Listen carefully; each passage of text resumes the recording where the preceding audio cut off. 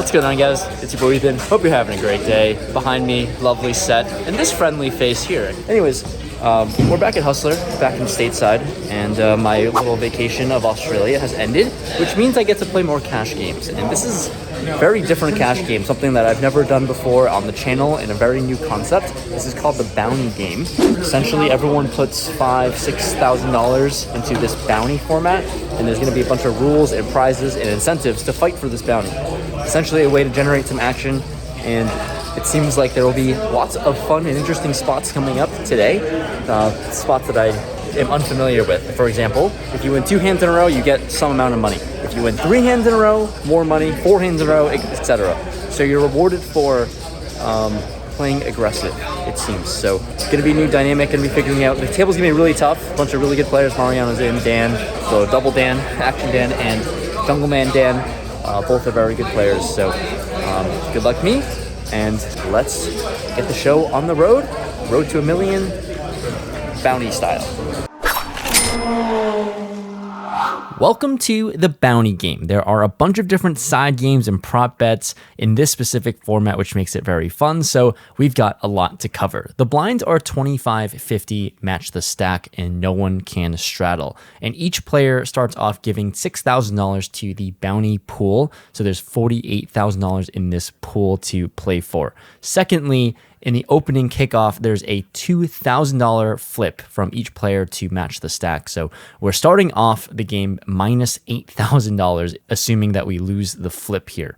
And of course we do, because it's hard to win flips. And lastly, there is this thing called the kitty game. So every single hand, the button of that hand puts in $50 on the button, where only the small blind can win this prize. So basically just incentivizing action for the small blind of that hand to fight hard for the pot. So let's go over the bounties and what you can win. If you win 2 hands in a row, you make $1,000. 3 hands in a row, $2,500. 4 hands in a row, $6,000. And if you win 5 hands in a row, you get the entire bounty pool. If you win a hand with 6-9, then you win $1,000. Win a hand with 7 deuce, another $1,000. And if you win with jack high or less on the river, another $1,000 your way. So you are as caught up as I am at this point, and there's a lot of different rules to go over. But luckily, I'll guide you guys through the dynamics of what's going on. But essentially, a bunch of different rules, a bunch of different props that is incentivizing action. And this is going to play very, very different than most of your standard games at home. So starting things off about an hour into the stream, I pick up King Deuce from the hijack and raise it up to $100. Cutoff makes the call, and then Action Dan in the small blind, who just won the previous hand, 3 bets to 4,000. And here, when action folds to me, I think Action Dan is going to be a little bit aggressive, a little bit more aggressive than he should be when he won a hand already. So trying to get after that $1,000 of dead money, essentially, if he wins this hand. So not believing him, thinking that he's a little bit wide, I decided to just go all in for my $14,000 stack, give or take. And as you can see, well, I might be reading into the dynamics a little bit too much as he snap calls with Ace King. So right off the bat, about a $27,000 pot. And I don't have the best hand, but we end up flopping a deuce. Wow, at this point, of course, I'm going to show my hand, sheepishly show bottom pair. Oh boy. Turn is a jack, which gives even more outs to Dan to improve. And the river 7 is clean. Oh my goodness. I end up sucking out and winning this $27,000 pot.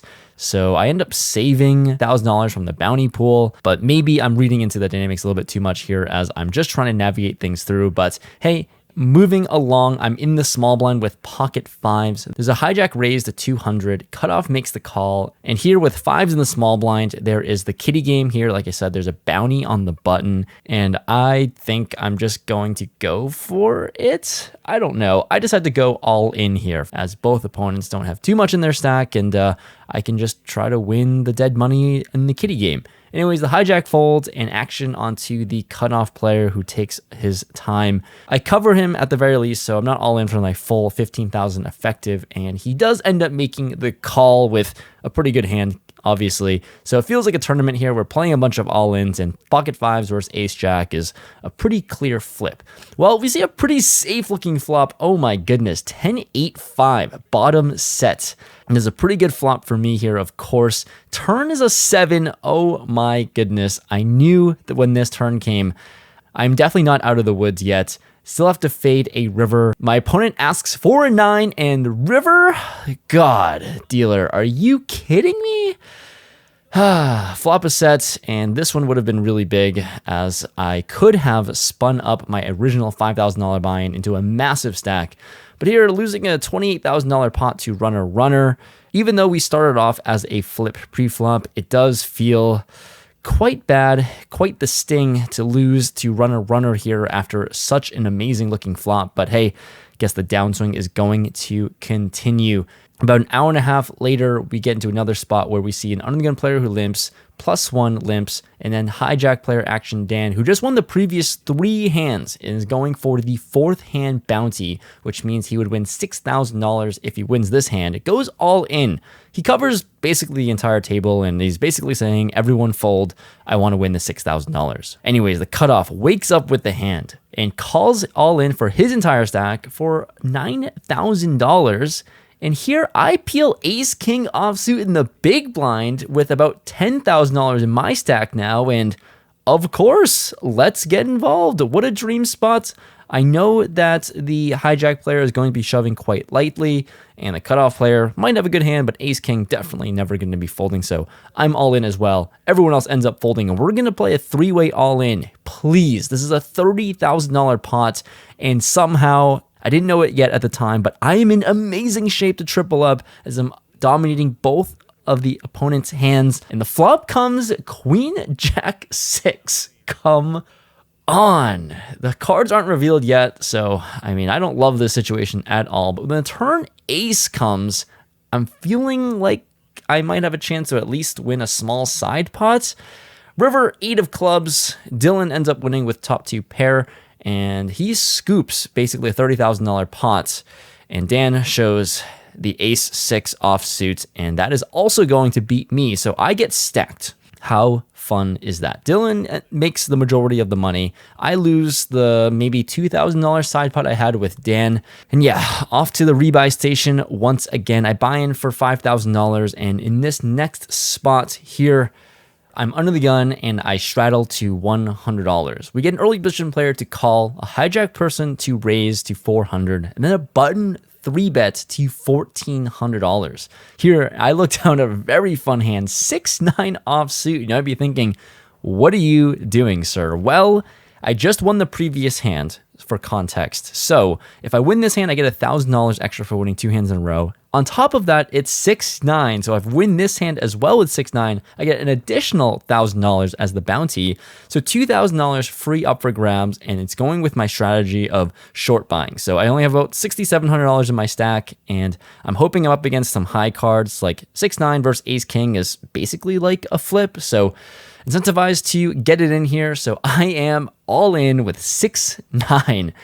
We get the early position player raising again, who originally limped into 15,000. Everyone ends up folding, getting out of the way, and I'm up against Ted's ace queen. Okay, this is the ideal situation I hoped for. It's worth the gamble, and we see a jack 9-4 flop. Clean for me. Here, the turn 5, river 5. We hold and win this one. So I get the double up of my 6,700, which is about a $15,000 pot. And on top of that, I get 2K in bounties. So lovely situation, exactly how you draw it up. I got lucky here, obviously. But hey, you need some luck to win some poker hands. So I'm not going to triple up and win that $30,000 pot, but this is a very okay scenario here, at least winning a pot half that size and getting some of my money back. In the following situation, things get a little dicey and tricky.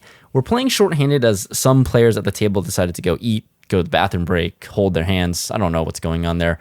But there's Mariano in the hijack raises to $1,000. Very, very big raise because, well, he is incentivized to after winning a few hands in a row. I decided to make the call with ace 8 in position. Got to defend a little bit against his raise here as he can do doing this very wide. Dylan in the big blind calls as well. So we're going to go 3 ways to a flop of 9-8-3 with 2 clubs out there. So middle pair with the ace of clubs. Big blind checks and Mariano throws out $2,000 as a bet. definitely not going to be folding. Happy to make the call. And Dylan comes along and calls as well, which brings some alarm bells happening. I think Dylan's going to have a very good hand here a lot of the time. And the turn makes things tricky with the 4 of clubs. And now when action checks to me here, I'm pulled between wanting to semi-bluff with the ace of clubs or just check this one back with second pair and just chill out multi-way. Like I said, I think Dylan has a good hand, but I couldn't help myself because I really want to bluff. I don't know. I have a problem with bluffing. I throw out 4,500, hoping to maybe thin out the field to get one fold, but hey, that's not going to happen here because Dylan and Mariano both call.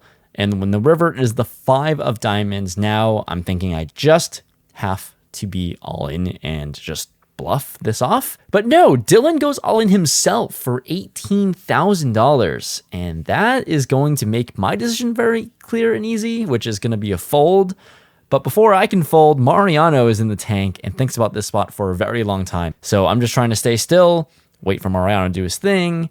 But he's thinking for a while and ends up folding. I snap fold, and shout out to Dylan, who somehow had a set here. We found the last case 8 on the flop, but since he had pocket 8s, he's going to scoop this pot up. So it looks like things are going well for Dylan. He triples up, wins another big pot with a set.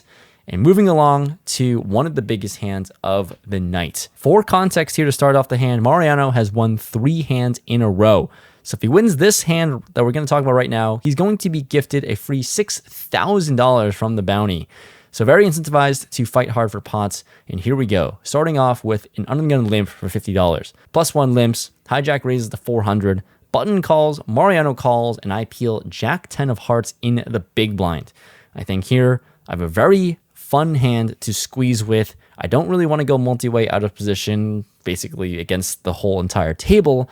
So I'm going to be aggressive and make another raise to $4,000. Action now quickly folds to the button player. I expect to get folds all around besides the Mariano because he has the bounty at play, but the button calls as well for $3,600 more, which I found quite surprising.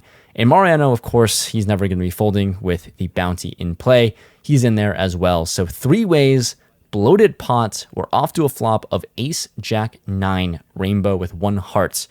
Mariano checks over to me here, and I think I have a pretty interesting decision on this board. With middle pair, obviously, I don't have the best hand, I don't think. And if I'm going to be betting here, it's going to be a bluff.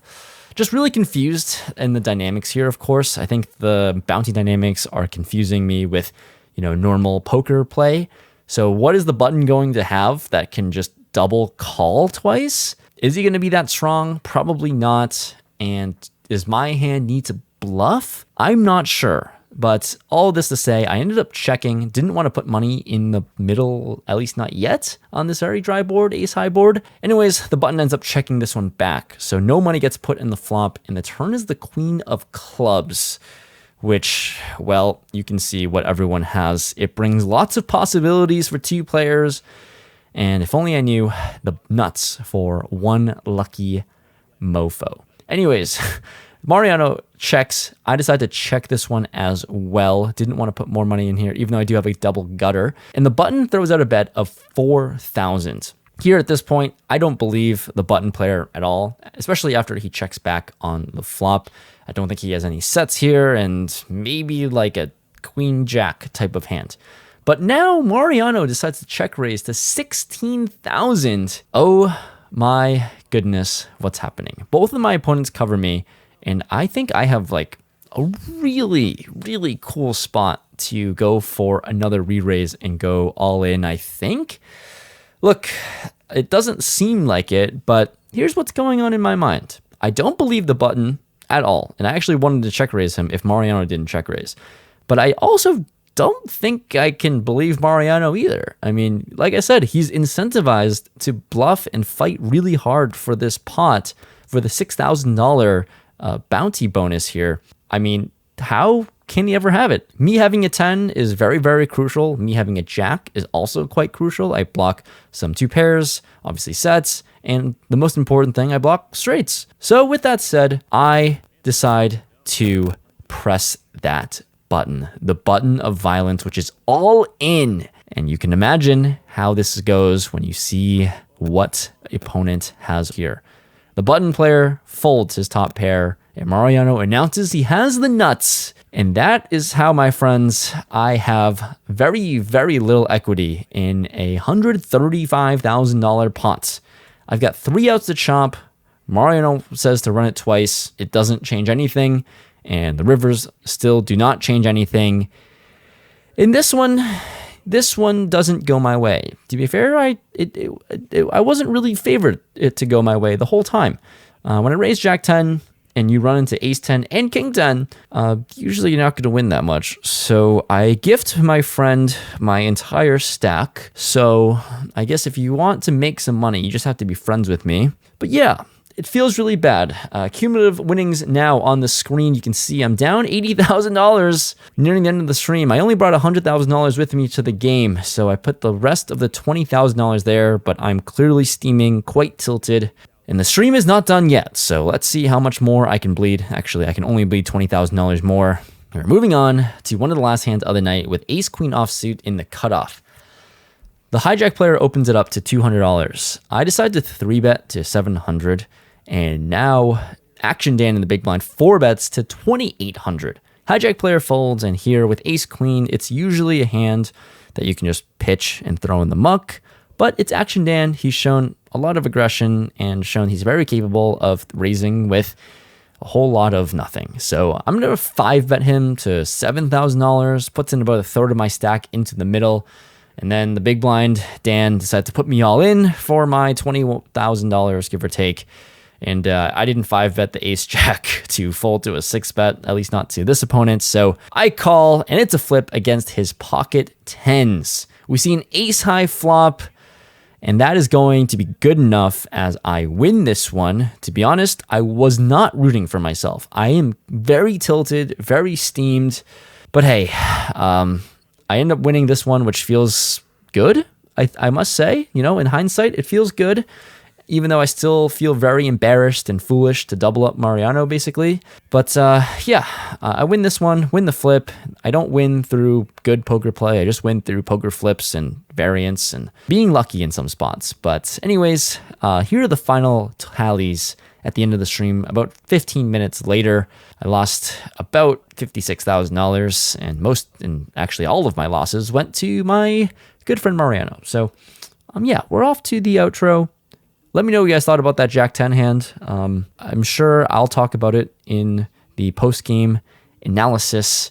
Not going to be a fun one, I must say. Just got back home from the session. Hair is a mess. That's why I was wearing a hat on stream all day. Feels bad in a lot of different ways from today's session. I don't know if I have many positives to say outside the fact that I didn't quit. Although I was trying to quit, to be honest. The ace-queen hand, I was genuinely trying to quit and lose and then just call it a day. But man, that was a rough one. Rough from the beginning, losing, or actually, it was actually pretty good in the beginning. I sucked out twice. I won 2 all-ins, and then I had an opportunity to build like my 5K buy-in in the beginning to like 50K. But then I end up losing to runner versus the ace jack with my set of 5s. And then I lose a pretty sick time to triple up, ace king versus ace queen versus ace 6 for a 30K pot. I had an opportunity. If I win both of those, then I'm up piles. But sadly, that did not happen. And I punted off to Mariano, who somehow found the nuts, which is unlucky for him to have. But hey, I'm happy that Mariano did really well. Anyways, I don't know. That's just recapping the session. I don't feel great about it. It's kind of annoying. You know, last 2 videos, I grinded small games and booked like a small win. And then here at Hustler, everything is always bigger there, bigger here. And I just don't run as well as I would have liked to. And didn't have that many opportunities to win, I guess. But I did suck out king deuce versus ace king in an all-in pot. So I don't know. It's just a little frustrating. Every time I had Hustler, it seems like I can't win anymore. And this is one of the last times I'm going to be playing cash for the next month or so. Anyways, today's results, I was in the game for $100,000 total. And then I cashed out for $53,575, which is a loss of close to 46-ish thousand dollars, 46,500-ish. So that is the update right now with the road to $1 million, regressing in the wrong direction in a big way, which really sucks. So got some work to do, and never feels good, especially when I'm gonna play the $1 million game in a couple videos. So be on the lookout for that. Not the best confidence boost, I must say. But anyways, I've been rambling on for too long. Thanks for tuning in. Here's to running better in the future, whenever that may come. I'll see you next time. Peace.